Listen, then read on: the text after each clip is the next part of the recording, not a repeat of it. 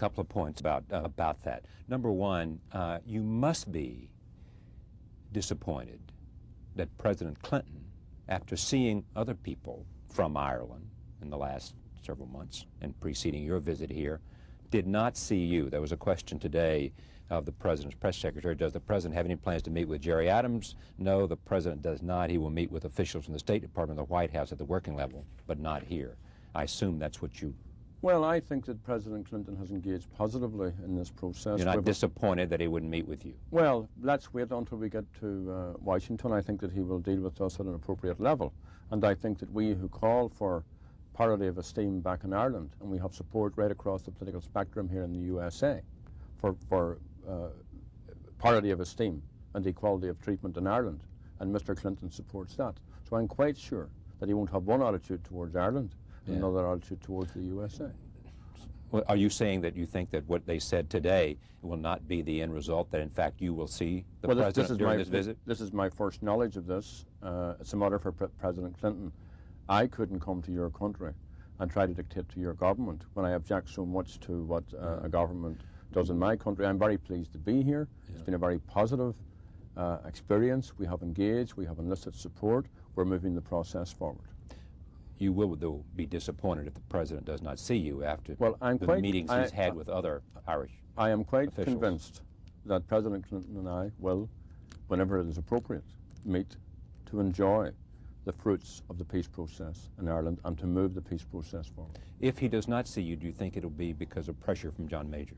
Well, you must have an inside line, because Mr. Major has tried everything. First of all, to stop me from coming here. Second of all, to limit my access even to programs like this, to a whole range of restrictions. So the British government want the paper wall, which they have built around Ireland, to continue. And President Clinton, I think, has helped to breach that wall. And that's not let the British government. So he's played a positive role? Absolutely. Yeah. And you'd like to see him, to thank him for that? Well, I think that I want to thank everyone who has played a positive role, including President Clinton. And I think we have to remind the British Prime Minister that their jurisdiction doesn't extend to this United States. As you mentioned, the Foreign Secretary was here yesterday, and he made a couple of points. I mentioned one about how many supporters did you have. The other point he continued to make, and others have made, and there has been some change in this, is are you prepared now to say that this is a permanent cessation? You have said it ought to be a permanent peace. Are you prepared now to say it's a permanent cessation? Well, I think this is a distraction, Charlie. The British Prime Minister... Why allow it to be, though? You could stop it from being a distraction. Well, I'll tell you, if I may. The British Prime Minister said that he wanted Sinn Féin to go a little bit further. And perhaps we mightn't want to use the word permanent, but we should say that the Irish Prime Minister had it right. And I wrote an article in the Irish Times, which is the paper of record in Ireland, and I said that President Clinton and Albert Reynolds, the Irish Prime Minister, had correctly and positively responded to the IRA announcement. And the British government said, well, now that's not so bad, that's fair enough. And they engaged almost in a word game. But we wanted to reassure them, and whatever formulation they sought, we gave. And I then came to a conclusion that what the British government, and I think this is the right conclusion, are engaging in is a strategic, tactical game to reduce the significance of the IRA initiative. It's a month old. Despite the provocations we dealt with at the beginning of this interview, there's not a whisper of dissent in the Republican ranks. Now, my view of it is this. Not a whisper of dissent in terms of members of the IRA and people who support the IRA dissenting from the initiative that's taken place a month ago. Not a whisper. No one's dissenting from that. In fact, there's a universal consensus of support absolutely. For the action and the words taken so far. Absolutely. And what Mr. Major needs to do is to match his deeds, match his words with deeds, because my view now is if the IRA had said permanently at that time, Mr. Major would be saying, well, they didn't say complete. Yeah. And this is the ridiculous situation that we've got into that we have. So but is it just that in terms of, for you, not wanting getting into semantics, I mean, but why not simply remove it as an issue by saying we believe this is a complete and a permanent cessation. Well, it's easy to do, and then they have no space to go to then. Well, because permanent peace means something to them, because they believe, they don't know that this might simply be a strategic move on your part. Well, they know, and I'm very well informed, they are quite clear in their minds and in my view about the IRA's intentions. And can I go further? Of course you can. I think that the British government needs to move actively beyond this discussion about words. Governments throughout the world, even those who don't have English as their first language, have recognised the enormity of all of this. Now let's go back to my role as Sinn Féin president. See, I didn't write the IRA statement. Sinn Féin wasn't engaged in armed activity or of any physical force activity whatsoever.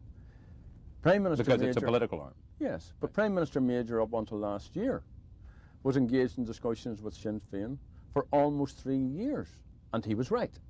Now, what was happening during that 3 years? The IRA campaign was going full blast in the occupied area and also in Britain. So here we have this bizarre situation that when the IRA campaign was going, the Prime Minister authorised talks with us when he hadn't a notion of a peace settlement. Now, when the IRA has stopped and there's a peace settlement on the horizon, he refuses to talk to us. Now, explain the logic of that situation to me, because it's beyond me. And then I also have to... In other words, basically what you're saying is once we announce we're for peace, the Prime Minister doesn't want to talk to us. Yes. No. But when we didn't announce for peace and he thought we were engaged in terrorist activities, yes, he was willing to talk to at least the political arm of the IRA. Well, I also was interned by the British government, and I was released from internment, and I was flown to London to talk to British cabinet ministers at the time when I didn't have an electoral mandate. So we have a crazy situation and an expedient attitude by the British government, and all of this sort of argues for the need for this moment for peace to be converted into a completely new era so that the Irish people can make our own history. What would they have to give you, either in terms of assurances or deed, in order to have you say these words they want to hear you say? Before you answer that, let me have you take a look at what Douglas Hurd, I don't know, did you see this last night? No, I didn't. Okay, here it is. This is a tape of an interview I did last night with Foreign Secretary Douglas Hurd. Here it is.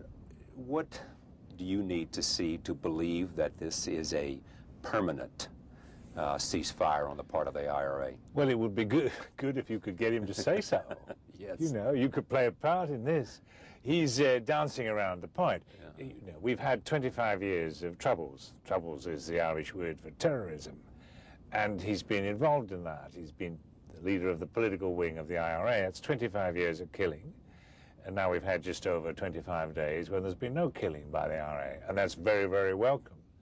But if you were sitting in Northern Ireland tonight, you'd want a bit more than just that. To be sure, experienced 25 years of violence and perhaps to be sure that this man and his people, his team, are moving from trying to persuade people with bombs and bullets to trying to persuade people by speeches and voting and the ordinary political process. So that's what it's about. And you could, if you could just say that would be a help. But he's dancing around the point. Why is he dancing around? Well, what is his motivation? Well, that I don't know. They decided that the IRA obviously decided the armed struggle, their word for killing people, wasn't working. So they called it off, and that's very welcome.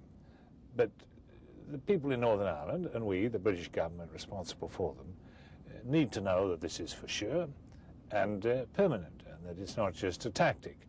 Now, it's going quite well because we have had these days of peace, and things have been said which have been helpful, but it's not sure. And before we actually start the clock ticking, before we actually get a 3-month period and then into talks, we do need to be a bit clearer than we are now. You could help.